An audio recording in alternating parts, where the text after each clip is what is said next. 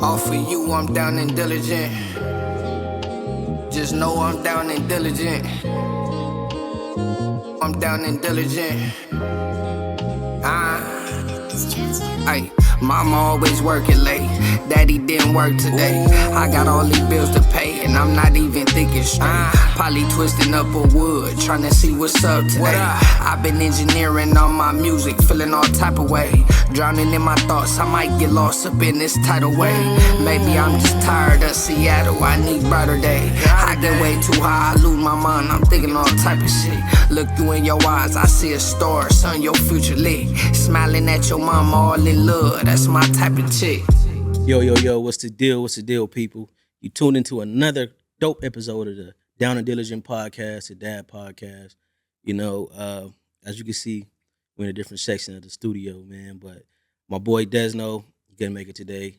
D.A.D, shout out to Miracle, which is D.A.D's little sister. She just recently had a baby.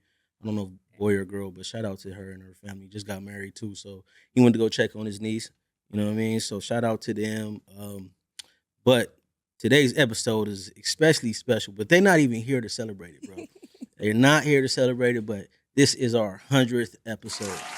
This is our 100th episode, man. So, man, I just want to give a quick shout out to the team. Dribs, he started with us. Desno, D.A.D, myself, all of the guests that we had on throughout the years. Everybody that followed us, everybody that subscribed, everybody that commented, everybody that shared, we appreciate y'all. You know what I mean? It's not easy, to push 100 episodes, but we stayed consistent, we stayed down, we stayed diligent, we held each other accountable. You know what I mean? This is where we at. 100 episode, man. So shout out to us. Also, with that merch, see our dad hats. We got the hats going. We had shirts. We just got some new shirts, new supply of hats. So tap in with us. We're setting up our online store right now. So, but if we want one before then, just send us a message. We'll get it to you. So, with that being said, speaking of great guests, right? Speaking of great guests, this young lady, we've been following her for a minute.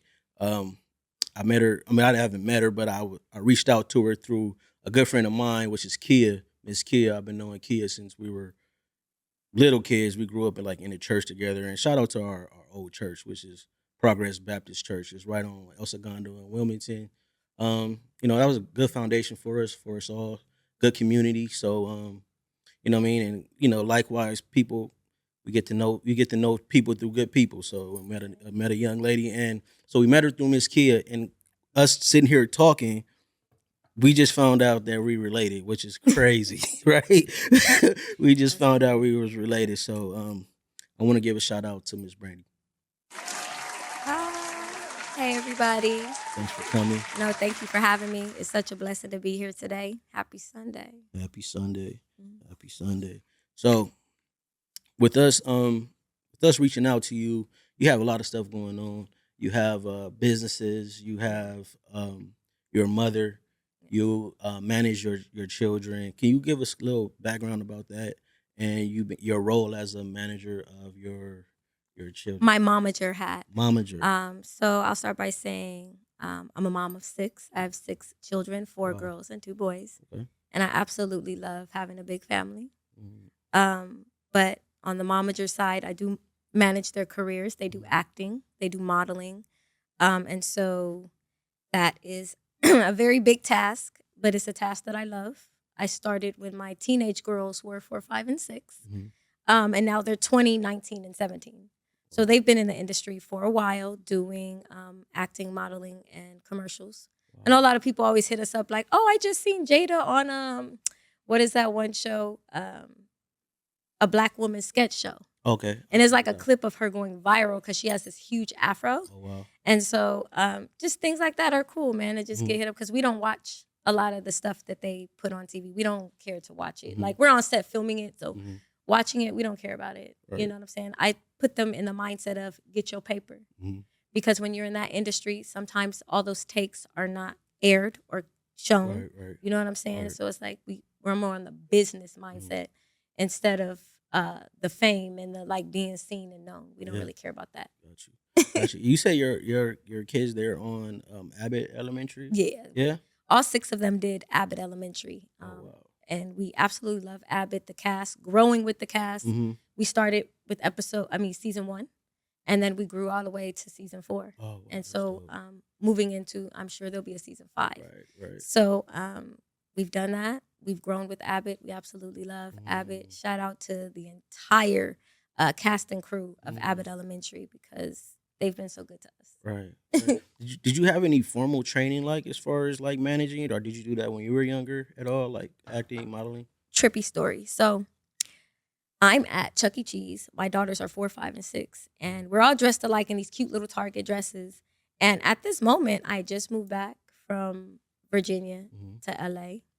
And we were homeless, actually, like living in motels and everything. I'm like, we're going to have a fun day. So I take my girls to the Chuck E. Cheese right there off of, is that Redondo and Marine? We went to that Chuck E. Cheese.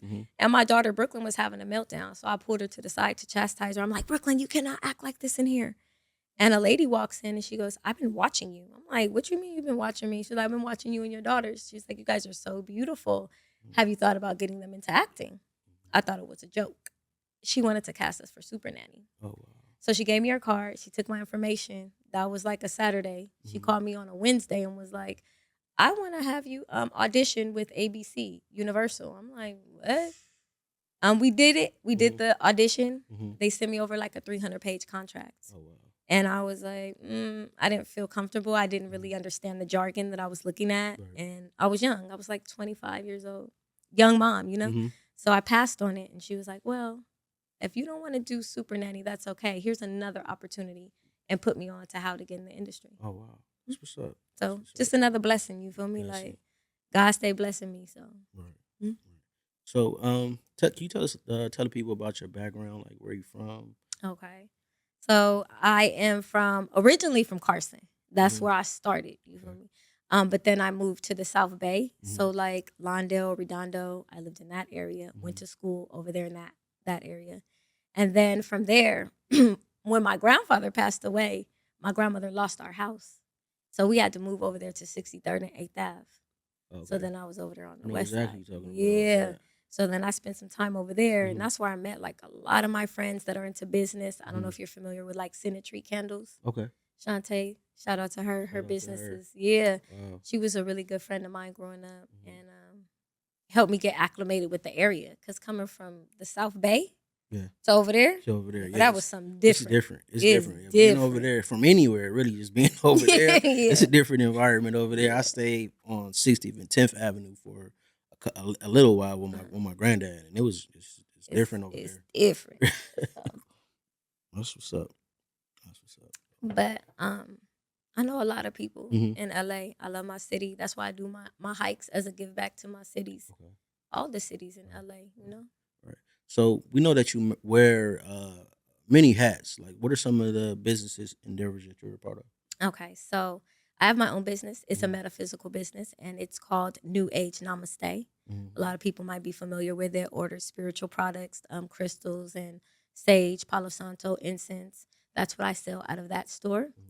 And then I also teach yoga. I'm a certified yoga instructor. So I teach yoga and meditation. I love meditation because it's really how I learn patience. And I feel like we need to learn that in our community, heavy patience. So I teach yoga, meditation, and then I also have a small business of my daughters that I started for her. My daughter, Bailey, she has a business called Bailey's Bows. And so shout out to Kia for putting Bailey on because she's the originator of giving Bailey some bows to start selling. Oh, that's And so, yeah. So that's how Bailey's Bows was developed. right. Yeah. Right. Okay. Well, shout out to Miss Kia and Miss Bailey. So we wanted to. I know you're wearing all these hats, right? But being a mother of 6, tell us about that journey. Like being a mother of 6 kids. So my grandmother had 5. Mhm. And then my aunt had 5. So I was raised around. It was just a lot of us all the time, you know? So when I was young, I thought I wasn't going to have any kids because I was a kid raising kids. You know what I'm saying? But then, I don't know, when I hit like 18, and then I met my first husband. I was like, "Ooh, I want a baby." Right. And then my first birthing experience, it was a pleasant experience. It wasn't horrible. I was like, okay, I could do this again. And then it was that thing, like the more in love I became with this man, the more I wanted to have more children. So we ended up, boop, next you know, it was 3. So um, I just love being a mom. Mm-hmm. It came natural to me. When people are like, oh, being a mom is hard, it's hard, but it's as hard as you make it. Right. Because whatever you're pouring into these people, that's what you're going to get back. So I poured into them so much as far as like just nurturing them, their health, and their dreams. I just let them be who they were, and whatever I seen them, whatever it was that they gravitated towards was what I would put in front of them. You know, that's how we started acting for real, for real. My daughter Brooklyn, she's the second. She's an Aries like you, April 4th. My daughter Brooklyn used to put her foot on the TV. I had one of those like low TV stands to the ground. So she would literally try to climb into the TV. Wow. And I remember waking up one morning like, whose footprint is on the TV? Like, what's going on? And they're like, Brooklyn did it, mommy. I'm like, Brooklyn, what? Why are you doing this?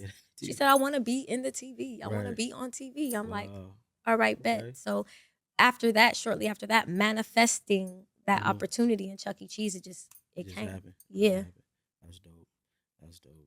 So this being Black History Month, right? Still on the topic of children. You know, we're raising Black children, right? Yes. Which is you know, it's an experience. You know, I've loved the journey of being a father of 2. I have 2 boys, and I make it a priority to kind of like teach them about Black history. You know what I mean? We like the other day, me and my youngest son, we watched a little documentary on Fred Hampton and how powerful he was at such a young age, right? And I let him know, like, you know, you could, because he's kind of like a little opposite of me. Like, I've always been like more reserved, more quiet, more didn't really like. I was outgoing, but I kind of kept to myself more. He's an extrovert. He's an extrovert. So he's gonna tell you how he feels. He's going to vocalize however he feels, and I give him that space. You know what I mean? I want him to kind of like grow in that space. You know, so I showed him the documentary on how Fred Hampton was able to pretty much, you know, get his point across to people, you know, and how he was able to cultivate a bunch of people to see his vision and follow through with his vision. And I showed my son that he was just so interested. He was asking me all these questions and stuff. So I think it was dope just to see, you know, even though how tragically it ended for him being his life being taken at such a young age, like 21, 22, but just how powerful he was for them to even. For them, like, I guess the government kind of like put that in play, right? Yeah. So, but strictly for him, because they seen how powerful he could have been, and how powerful you know, any young Black man could be. Yeah. You know, so I kind of like, you know, shout out to Fred Hampton and his family.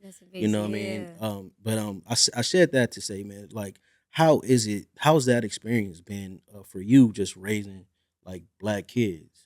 Well, I come from a pro-Black family. So I've always had that mindset. You know, a lot of our grandparents are from the South. So my grandmother and grandfather, they were from Texarkana, Arkansas. And they always had like these horror stories that they would tell us about, you know, dealing with Caucasian people. And so my grandmother raised me to be like, you know, never think that you're inferior to them. Don't let them make you feel that way. So I think having that mindset, being pro-Black, and raising children that are all different shades. My daughters know about Hidden Colors 1, 2, 3, and 4. They've read Miseducation of the Negro. I got them locked in. You know what I'm saying? So my oldest daughter, my oldest daughters, their father's African. He's from Liberia, Monrovia. Shout out to Liberia. But their roots are different. They look different. You can tell, like, they have African features. You know what I'm saying? Very beautiful girls. So growing up, they had these stigmatisms that were put on them just from being dark skinned or having a certain texture type of hair. So being a mother to Black children and seeing how that played on their mental, therapy was always a thing for us. Therapy, meditation, and prayer. Those are the 3 tools that I use to like really ground my children and like teach them about loving themselves, self-care, and really just tuning out what people say about them. Right. Because people can say things about you all day, is what they say to you. And I also teach my children about diplomacy. Mhm. So they know how to stand up for themselves and speak for themselves. And also think before you speak. Wow. So parenting is just it's a job. It's a job for sure. It's a job. You're literally managing your many people. Because Mhm. what I notice a lot of times in the Black community, a lot of us are absent-minded that when they're little, they're like, oh, they're just children. Mhm. So you're not really thinking about in these moments when they're 1, 2, 3, 4, when they're growing, like, oh, they're gonna grow up and be human. Mhm. You're just looking at them like they're children, stay in a child's place. Right. But with this gentle parenting and where we're going, like this whole movement, you realize young, like these are not just children. These are young mini human about to be humans, adults. For sure. You know, they're gonna have a voice. For sure. They're gonna have emotions and feelings because they do. Right. So we can't just, you know, oh, a child is seen and not heard. Sit over Mhm. there. Yeah. We have to listen to them as soon as it's happening. Yeah. You know, Yeah. that Sure. thing of, oh, you're gonna spoil a baby. No, you're not.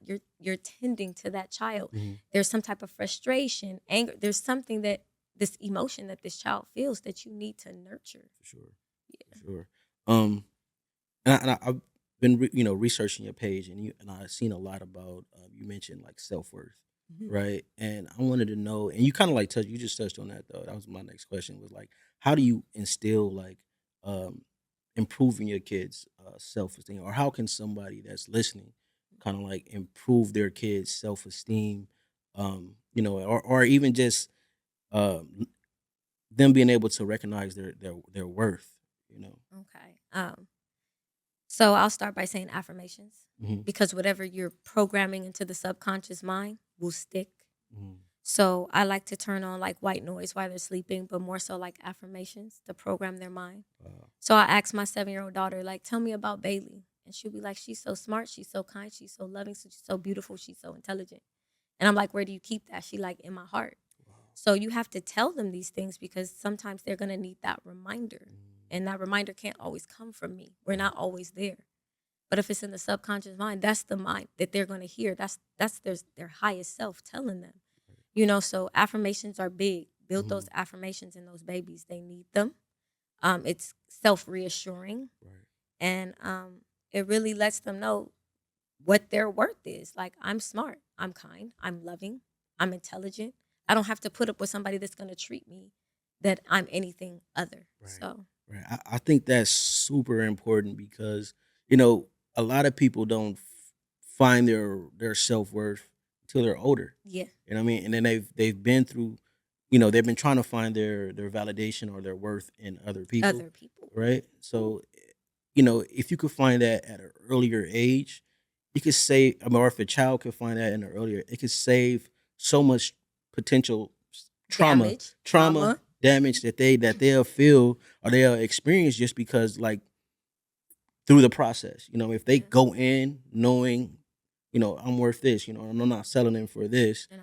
it'll save so much future trauma from the children. So I think that's extremely important, just Yeah. to give your kids that, self-esteem, try to make sure their self-esteem is high and, knowing their worth. So that's pretty dope. Man, shout out to you too. Thank you so much. Thank you. I mean, sending them out the gate that way, man, it saves you a lot of trouble. Sure. I got a 20-year-old daughter. She's never had a boyfriend. And she's 20. Why? Because she's really being choosy about what she's going to put up with, what she's not going to put up with. Like, yeah, she's like, oh, she'll talk to guys and she'll be like, oh, he's not talking right. He's not saying nothing that sounds good to me. I'm not even going to put myself in that. Right. They know. Maneuver through all of that. Yeah. Save so much time. You saving time. Like, saving I mean, time. you experience it or you be in a relationship with somebody for years. Yeah. You know what I mean? Just trying to get them to maybe feel, understand your worth. You know what I mean? Or you finding your worth in them, and it's like, damn, I just wasted 3 years with this person. Yeah. Find your way. So I have a question for our guest, if you don't mind. Yeah. Just on the subject of kids, like you were talking about, having 6 kids. Now I have 2 girls, but I had them sort of separately. And Okay. so, as a parent, I was able to, deal with the specific needs of each one. And I sort of came up with this philosophy. It's like when you have one kid, you can focus on them. When you have multiple, you end up managing. And I think you mentioned the word managing. So For sure. when you have that many kids, how do you then, as a parent, deal with the individual issues of each child? Because obviously they're not all going to be the same. Obviously, some of them they're gonna like learn things from the older one or whatever. But each one has its own individual needs, worries, concerns. How do you deal with those things individually while still managing the group as a whole? It's all about listening. I listen to each one of my children individually, and I go on dates with them. Like everybody needs their separate time so I can really tap into them and find out, well, what's going on with you. So it's breaking that time up and giving everyone that individual special time. That's really how I manage it, because I can't just think that everybody's feeling like this today. Everybody's going to feel like this today. It doesn't work like that. I'm dealing with 6 personalities. Right. These are 6 different people. So I really just spend time with each one on a different level of where they're at. My son, he played basketball. I take him to the court and just shoot with him. Mm-hmm. And it's just me and Julia's time. Like, no one else can come. No, you're not coming too. I don't care that you're having a meltdown because it's not your time. It's not your time. Mm-hmm. And I just tend to that child on that day. And I'll take a whole day. Sometimes if you need 2-3 days, I'm spending 2 or 3 days with Julius because he's going through something right now. And I make sure everybody in the house understands that. This is who needs accommodation this week or this day. Respect it. Your day gonna come around because it does. It does. And that's how I've always broken their time up. Wow. So did all the kids want to do acting? Like, oh, yes. It was cool. So you didn't have to drag one. Man, it was second nature. They begged me, Mom, please, can we do Abbott today? Because I decline on Abbott a lot because they still have school. They're playing sports. I still work. I'm still managing a business. It's like, we can't do Abbott every day, baby. Like, they called you for 5 days. We're going to do 2 because I need you to still do what you need to do at home for yourself and for school. Gotcha. Yeah. Gotcha. So they all wanted to do acting. I literally have like the Wayne's Family 2.0 at my house. They stay ragging on each other. Everything's a joke. It's just, my house is happy. Yeah. It's happiness in my house. And even when there's sadness in my house, even that's a joke to us. Like, we got like dark humor. We got a lot going on in our house that's so much fun. And I'm abundant. Right. People call my house of abundance. Wow. Because they know they're going to come to my house, get a good meal, get a good laugh. Mm-hmm. The kids are entertainers, and it's all fun and love. That's dope that you cultivating that environment, in your home. And Thank that's you. off to you. That's super dope. Thank you. I'm grateful for it. Like, even now I'm thinking about when I see my girls, what type of story they're going to have to tell me. Mm-hmm. They're in Long Beach. They haven't been in Long Beach, on their own doing their thing. So I'm just excited to see, oh, goodness, what are these girls going to say? Mm-hmm. Also, so another topic on parenting, like, what are some like unique, like, mental health, like, challenges that Black children might have, what I mean, that we can like address? How do you said, you mentioned it, he pretty much answered my question though, but like, how do you make sure their well-being is taken care of? I got an angry bird in my house. I got 2 angry birds. I recognize who has what going on and who has the potential to, be destructive, maybe tear some stuff up. Like, I pay attention to all that. So I know my son Julius, he's angry. He just, I don't know why he's so angry. He's just a little angry bird. If things don't go his way, he's angry. And so we do breathing techniques. Wow. And that always works. Like, people are you serious? That really works? Yes, it does. Because when you start becoming consciously aware of your breathing and you become in control of it. Because think about it, you're breathing right now, your subconscious mind is controlling that. You don't control your breath until you start having anxiety. That's you trying to pull the reins and get into control. Yeah. That's why you're having anxiety, because you know that you're doing that. You know what I'm saying? You bring anxiety onto your body. So if you can bring it on, you could take it away. So when my son's getting angry and he's breathing all hard and huffing and puffing, once I make him do those breathing techniques, that boy sit down and be like, I feel better, Mom. Wow. Okay, you got yourself together? Yeah. Okay, go do your thing. He never tells you what he's angry about? Oh, he tells me all the time. They're talking about me. My sisters are talking about, my brother took this from me. We communicate effectively at my house. It's always something going on. Right. You can't have 6 kids and think everything gonna be smooth. It don't, it don't go like that. Yeah. But he does communicate to me why he's angry and why he wants to. I want to throw something at her. Okay, well, you're not doing that today. What else could we do? Right. We also have an angry meter. So everybody made their angry meter. So the angry meter is like, it's a color wheel. We start from yellow and we go all the way to purple.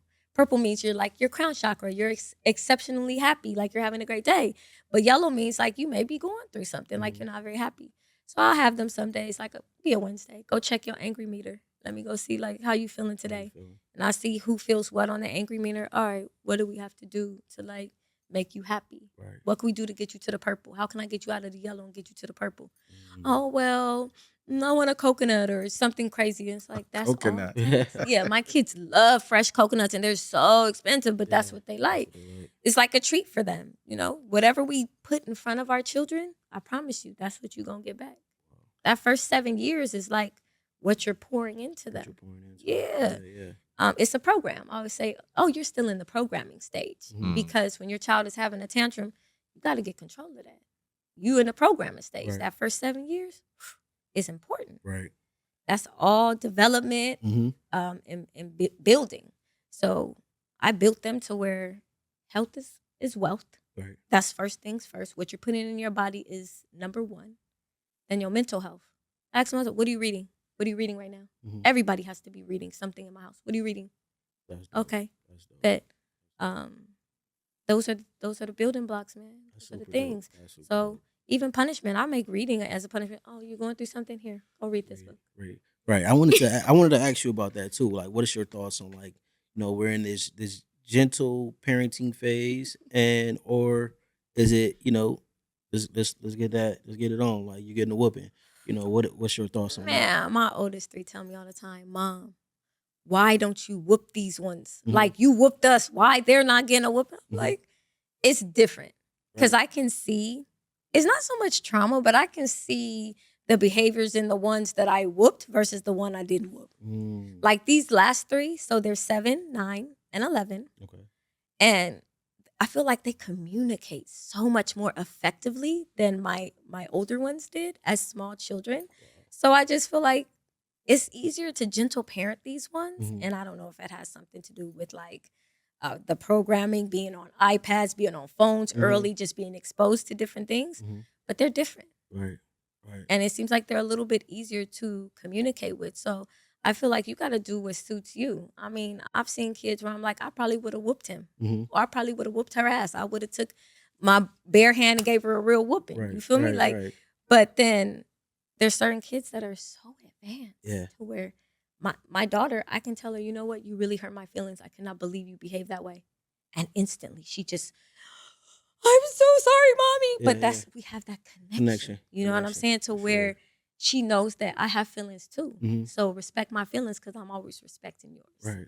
So that's the thing. That's dope. I kind of get where you're coming from. I do get where you're coming from because when I was younger, I used to get whippings, right? Right. And then we all did. That's the thing. I used to get whippings. So, and you know, just me being myself, I was more like an introvert kind of. I kind of mentioned it before. I kind of kept to myself.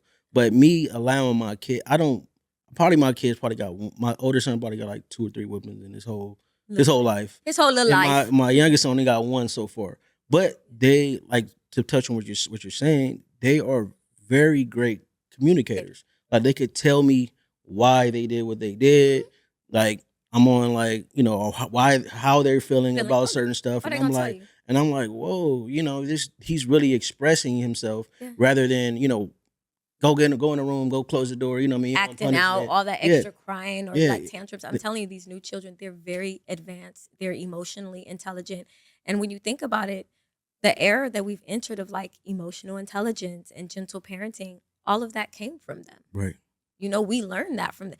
It was always there, but in our community, it just became like a big thing, right? Like mental health just became a big thing within the last 15 years. No one really cared about mental health like that. It was like, oh, I'm depressed. No, you're not. Depression isn't real. Yeah. Or it's like, oh, I'm going to see a therapist. See a therapist? What's wrong with you? Are you crazy? And it's like, no, these are real tools that people use to heal themselves and be their biggest, best, highest self. Right. And in our community, it's going over our heads. Like, nobody cares about that stuff. They think you weak. Right. You're weak if you want to go see a If you want to go therapist. see therapist. Or you're a weirdo. You're You're a really going to go weirdo. talk to those people? Yeah. Yes, I am. Right. I need to get all of this off my chest and like just relieve myself. Mm. Yeah. So with that being said, I want to know, like, this, when did you start that your spiritual journey, like, and you being a parent, tell us about when did you actually start your journey of healing and being a spiritual person. So I got tapped into spirituality because, we came up from the 80s. My Mhm. mom was on drugs, of Mhm. course. Of course, because that's like the story of most of us out here from LA. Like Mhm. the crack epidemic was crazy. So my mom was on drugs, but fortunately, she left me with my grandparents, who they were amazing. My grandparents were amazing. They were married for like 33 years Wow. until my grandfather passed away. So my grandfather, he was Baptist and he took us to church every Sunday. My grandma, on the flip side, she never went to church. Mhm. She had experienced so much trauma in the church that she would tell my grandfather, and they were married. Mhm. She'd be like, "You going to the church with them devils is crazy." Like she Yeah. would never go. She'd stay home and watch her football on Sundays, or if it was Mhm. basketball season, basketball, whatever it was, she'd stay home, sip her gin and juice, her Donald Duck gin and juice, Oh, and man. you feel me? So I was seeing two different ends of the spectrum because even though my grandmother didn't go to church, she prayed all the time. She taught me how to pray. She always told me to believe in God. Her father God was always carrying us through and Yeah. taking Yeah, care of yeah. us. Right. But she just didn't go to church. Right. So I got the church foundation from my grandfather. He would make sure we went every Sunday. He was an usher in the church. He was a deacon, sat on the board. Like I got both ends. So before my grandfather passed away on my 9th birthday, he bought me a telescope Wow. and a book about astrology, which I thought was so crazy. So I remember on nights like when it'd be dusk, he would take out the telescope and he'd show me like how to find Sirius B, Osiris, or like the Big Dipper, Little Dipper. So he was teaching me all these things, and I never really understood why until now, until I'm an adult and I've tapped completely into the spiritual side of things. Okay. And even though he was Baptist, I always find it a trip like that he was still into all of that as well. But to say how I became fully spiritually awakened in my world, Mhm. I went through a really bad heartbreak with my first husband. And it was so bad that I really felt like I lost myself. You know what I'm saying? And my behavior, just the way I was doing things, it was like, you're going through something. Mhm. Like, you need to explore what this is that you're going through. And so, randomly, like, I'd start tapping into different books. I remember I was like going to the dumpster, putting something in the trash, and I found that book, Seven Masters, One Path, that I was telling Right. you about by John Selby. Mhm. That opened my eyes completely. Wow. Like, you need to get control of your feelings, your emotions, your thoughts. Like, you need to really tap into you. Mhm. So that's how my journey started. I was like 25 years old. Oh, wow. I'm 40 now. So Okay. been doing this for a little bit. So what? With that being said, what is it like for your children to have a mother that's spiritual? What does that look like? They absolutely love it. Mm-hmm. They're always bringing their friends over to come congregate and like get healing and just, talk about what's going on and Right. different traumas and stuff. So my kids like that I'm a spiritual mother. I mean, they go when they're going through something, Mom, I need a crystal for this. Like, I need some healing. I need help. So I'm like, oh, go get the green jasper. Like, you going through some heartache. Like, it's so many different things. Or it's Right. like, Mom, I've been around all these people. Their energy is so bad. Well, just go cleanse yourself. Cleanse yourself and just ground. You feel me? Right. Like, being barefoot, as you can see, I don't like wearing shoes. I love just grounding, Mm-hmm. and just grounding themselves. I teach them about grounding, like get back to you, like focus on you and what's going on inside. So being a spiritual mother is pretty awesome. Right. I'm always aware of what my children are going through. Right. You know what I'm saying? That's what's up. That's what's up. I got a question. Yes. Being that this is the Dad podcast, I'm curious. You've the kids by two fathers. Mhm. What is the involvement of the fathers in the kids' life, and does their involvement integrate or clash with some of the principles that you're trying to teach your children? Okay, so my first husband, my ex-husband, he is African and he's very strong in like his Christian faith. So You know what? He's never really like stepped on my toes or felt some type of way because I've never done that to him. So I think with him, it was always the energy that I gave. He just reciprocated. You know what I'm saying? And he's not in the military anymore, but he does work for the FAA. He's an air traffic controller. So he has a very stressful job. His time is always limited. When he does see the girls, it's just on some traveling. I mean, they have a decent relationship. I wish it was a lot better, but his career just, took him all over. So I'm thinking maybe in his latter years, he'll have a better relationship with them. Gotcha. And then my ex that I was with for 13 years, that I have 3 little babies with, we just got to the co-parenting stage, but he's always been active from pregnancy all the way up until now. Very hands-on. And I'm just grateful for both of them, the fathers that they have been, and just doing what it is that they were able to do, even with like their own mental conflict and like their own trauma. They still have stepped up and did their best. And I always feel like as a woman, we have to make it easy for them to be fathers. Like if you know from the beginning these red flags from these men, you can already see what's going on with them if you're aware of yourself. Right. So it's like, I don't know what you think it's going to be once you separate from this person. Like you can already tell what's up with him, you know? So I just gave them the space to be who they were and grow into who they needed to be. Wow. I've never denied them of seeing their children. It was like, oh, I'm going to be in DC. Can I get the girls? Absolutely. Wow. I don't care what's going on. Go see your daddy. That's it. You know what I'm saying? So I've always been open in that way. I think that more Black women need to step up and do that. Because I know a few women that are like, I'm not letting him see his baby because he has a new girlfriend. Who cares? If she's not a danger, a threat, or abusive, if she hasn't shown any of those signs, let those kids go with their daddy so they can see who he is. Right. They'll figure it out on their own. Right. Sure. They always do. So we have to like really, if that answers your question, yeah, I've always just had a really good open relationship to where it's like. And they're good with the spirituality, the approach you're taking. That's really. Yes, because they're more so like my first husband, he's a Christian. He take the girls to church. Okay. If that's what they're into, let them figure that out, So I'm grateful that they've never bothered me on that. And both of them thought that I was a little eccentric. Okay. Like, what are you into? Yeah. I'm like, the same thing. I'm into God, real big, real bad. I love God real bad. I know that there's something bigger that created us.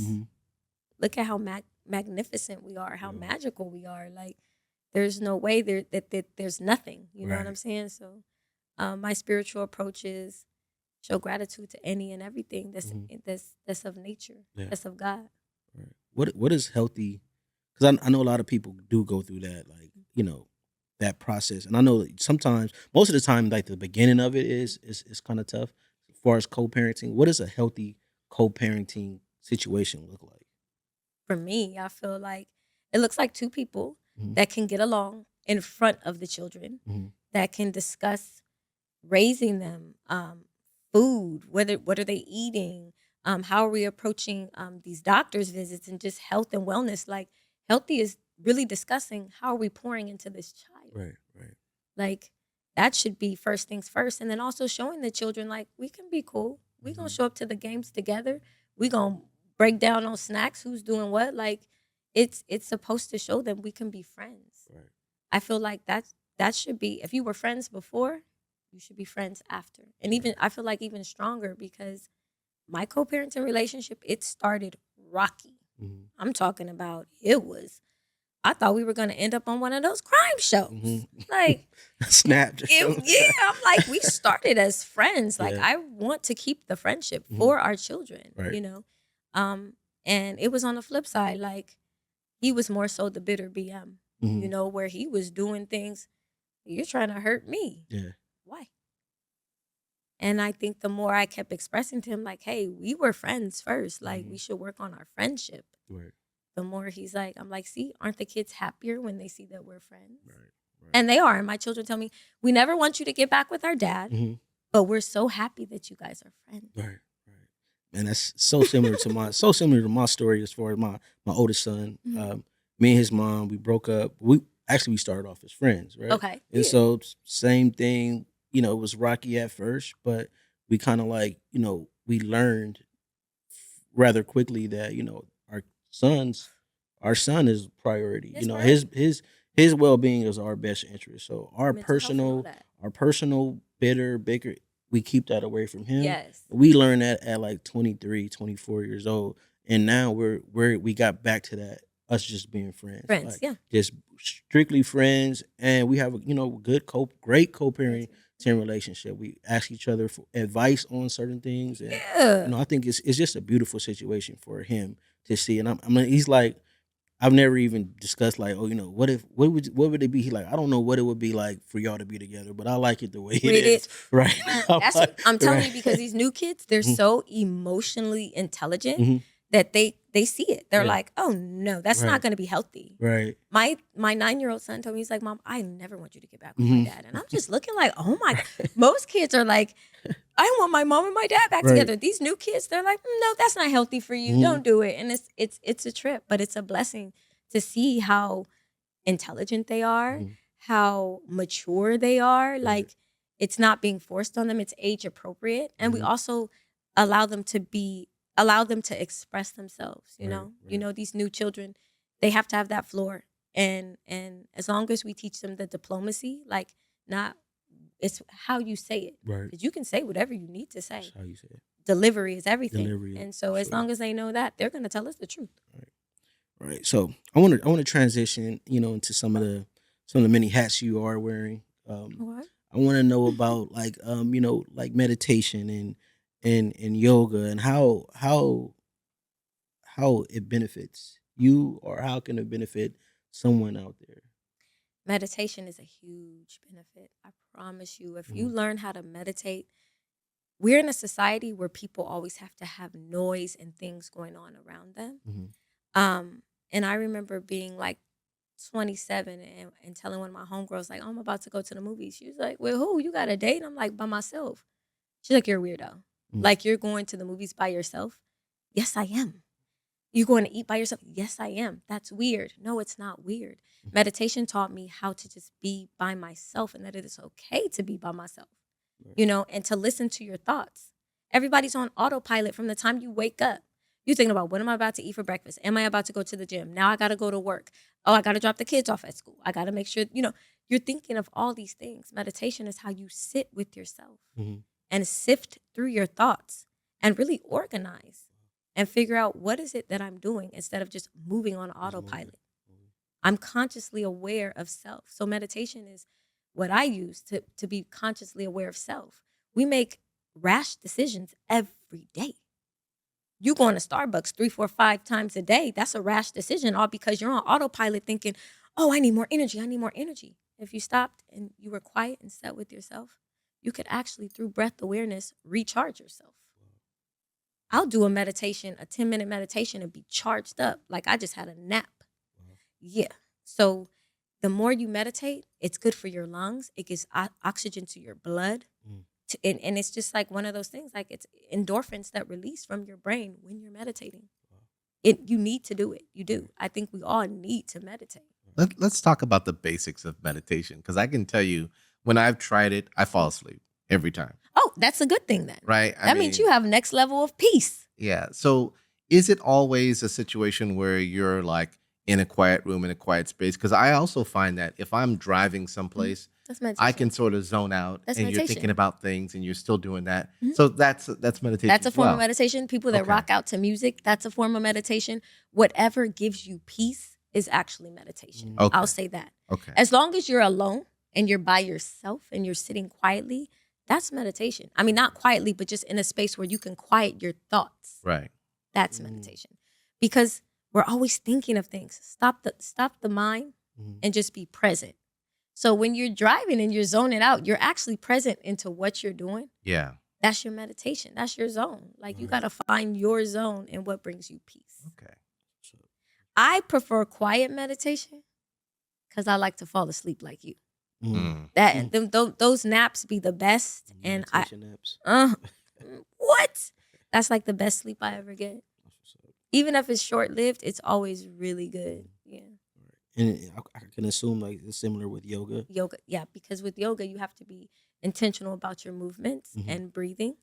But it's really good for spine health. Okay. that's why I love yoga. Like, our spine controls a lot of the functions in our bodies. Mhm. Your nerves are connected to your spine.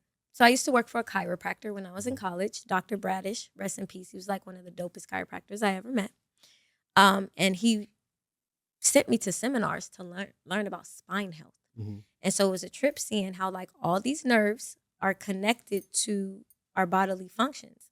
So if you have a pinched nerve, like say one of your vertebrae, you have 33 vertebrae in your spine. If one of those is pinching a nerve, you could experience the carpal tunnel, what is that when you like flinch or jerk? Like Mhm. if you're in alignment, you don't have these problems because it'll worsen as time goes on, right? So learning about that, that's how I got into yoga. I'm like, well, if your spine is like aligned properly and you really stretching and like getting your muscles like flexible and like, Mhm. that keeps you together. I don't care what nobody say. You don't have to work out. Do a good deep stretch every day when you wake up. Right. That's gonna keep your motion going. You're gonna stay in motion. Right. Yeah. So, breathe, bitch, breathe. Tell us Yes. about that. And first of all, I want to. And you show us what gifts you. Even though my guys weren't here, That's you okay. can show them what gifts you got for them when So they. I When they brought pull up. gifts for everybody. So Thank you. Anyway. from New Age Namaste, my business, I brought a blue jasper. Mm-hmm. And anything blue is connected to your throat chakra, which is an energy center in the body. Mm-hmm. We have 9 chakras. Actually, we have hundreds of chakras because it's all just energy that flows through the body. But your throat chakra is connected to public speaking, using your voice, maybe your emotions and feelings. You ever felt like you wanted to say something, but you got a little bit choked up? Yeah. Your throat chakra might have been a little bit blocked. Got you. So that is for you. Okay.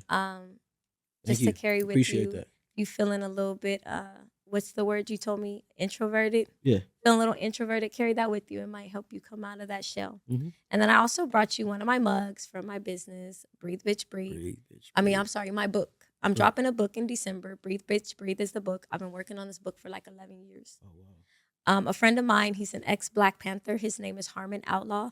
Shout out to Harmon Outlaw. He is amazing. Mm-hmm. He's the one that I met when I first came back to Cali. Mm-hmm. I used to work at VXI.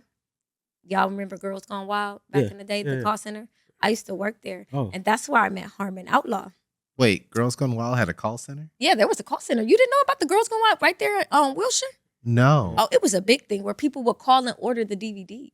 Oh. Oh. Oh, it was booming. Yeah. What we made a lot of money there. So shout out to Harmon Outlaw. I met him at VXI, Mm-hmm. and he would just sit and talk to me and pick my brain. And he's like, "You got a story?" I'm like, "Yeah, I do." When I broke down everything I had been through, and he's like, "You have to write a book." He was like, "If you wrote a book, what would you call it?" And I was like, "Breathe, bitch, breathe." Mm-hmm. So the next day he comes and he writes the whole outline to my book with me, Wow. and I still have that outline to this day. Yeah, I'm gonna publish it in the book. Okay. But yeah, so Breathe Bitch Breathe was born and developed in 2009. Mm-hmm. I started writing it, took a break because I just thought that, life was good at that point.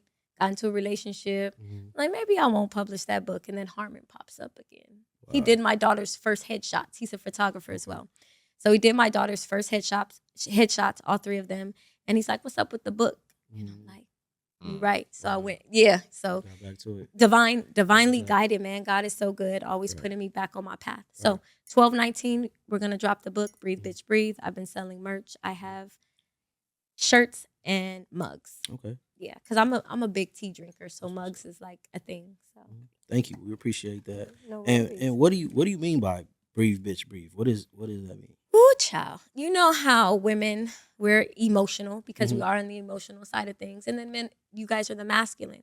That's why they have the yin and yang, because it's what brings each other into balance, right?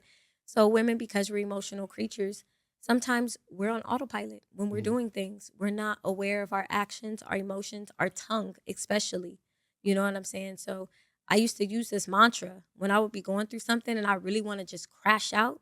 I'd be like, okay, breathe, bitch, breathe. Like, what are you doing? Like, stop yourself. Please don't crash out. Right. Because back in the day, I used to be a big crash out.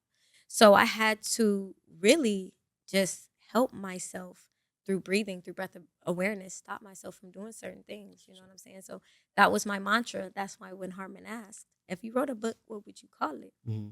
Breathe, bitch, breathe. That's dope. That's dope. That's super dope. Thank you. Breathe, bitch, breathe. So, can you tell the people, what you got coming up? I remember Hike for Peace. Oh. Tell them about that. Any events you have and where they can find you at. Okay. All your merch, everything. So you can find New Age Namaste LLC. That is my business where I curate the hikes and I sell my spiritual supplies at new underscore age namaste for IG. And then I also have a YouTube channel where I do tarot card readings. Every Monday I drop those, but I only do fire sign readings for now.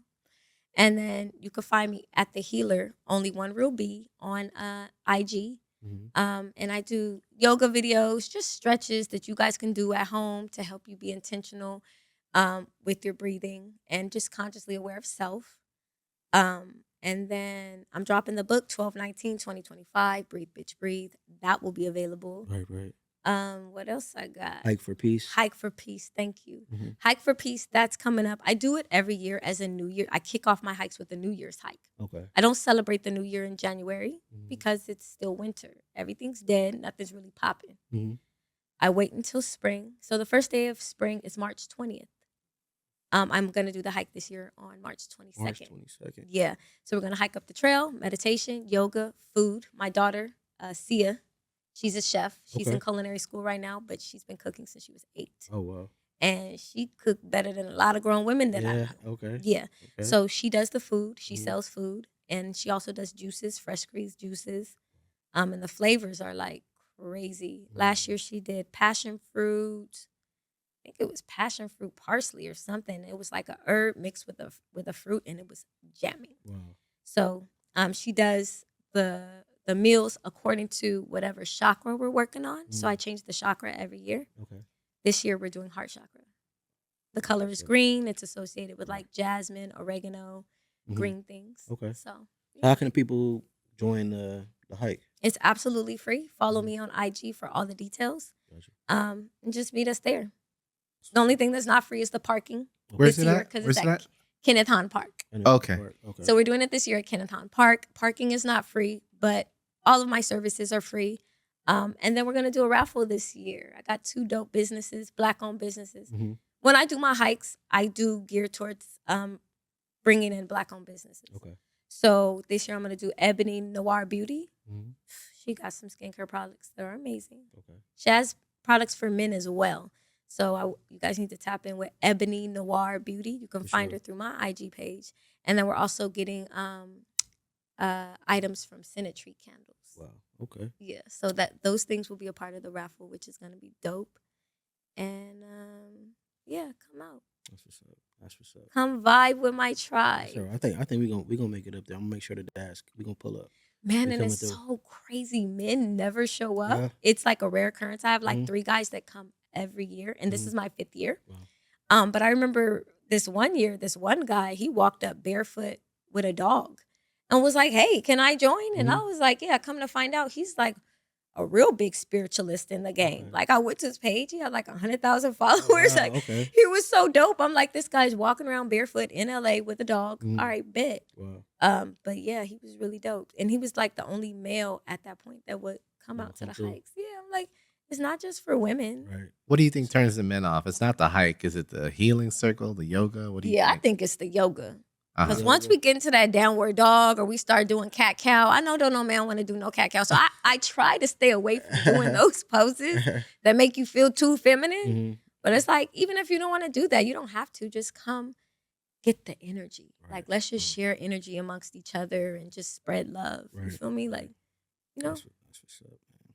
make each other feel all warm and fuzzy inside with just talking. When I do my hikes, I get to know everyone there and like your background and why are you here? You know, just so we can really, really get acclimated with each other and have a good time. That's what's up. Well, yeah. So I want to thank you for coming. Thank you for having me. It was such a It's pleasure. crazy that we found out we cousin. Quick story. My cousin Kevin has a brother named Derek. And I seen her last name was Speed, right? So I'm like, oh, I got a cousin named Speed. We call him Speed, right? Yeah. And then I'm like, what's his name? She'll tell her name, Derek. Coming to find out, we freaking related. Yeah. Right? We related through brothers. Through brothers, Which through is brothers. A trip. Yeah. Derek is my brother, and then Kevin Kevin's my is your cousin. Yeah. So It's crazy. Small world. But also real quick, before we get out of here, I just want to, a lot of people are dealing with loss. A lot of people have been, taking hits to their family. Just from the Dad podcast, we just want to send our love, our prayers to you guys for your strength. Just shout out to you guys, man, and just keep your head up during these tough times, and just keep pushing. Yeah, for sure. D.A.D is your podcast. D.A.D, Desno, and be back next week. 100 episode. 100 episode is right. awesome. Hit that notification bell. Subscribe, man. Keep following. Shout out to everybody that's tuning in. I'm down and diligent.